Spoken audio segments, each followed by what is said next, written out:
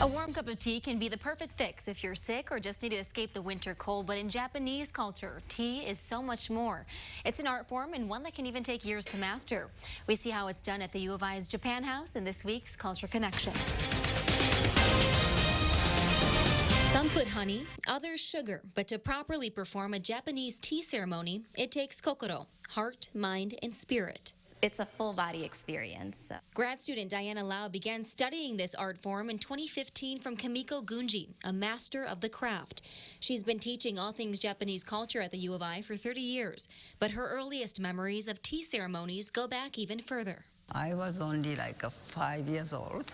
Back home in Japan, my grandmother was practicing, so I was just kind of curious about what's going on, almost like playing a house. As Gunji grew up, her childlike curiosity turned into passion.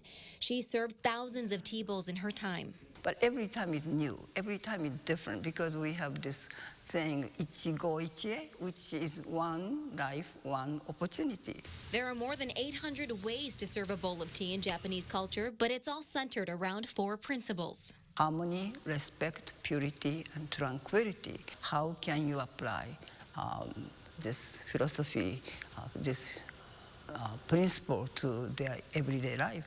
That's a question I got to reflect on myself. As part of her practice, Lau invited me to be her guest as she performed a Chibako tea ceremony. It's not so much about serving the tea as it is about preparing it in the correct way. There's a certain order to mixing the green matcha powder and specific movements that must be done when serving and cleaning up.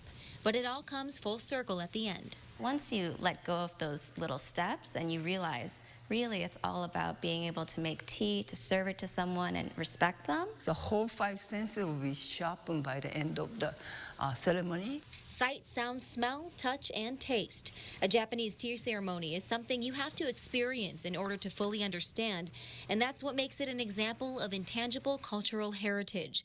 For Lau, preserving that heritage with university students and Japan House guests is her mission. We hope that through sharing Japanese tea ceremony and cultural diversity, it makes the world more tolerant because they know what another culture is up to, what other people believe, and how they feel.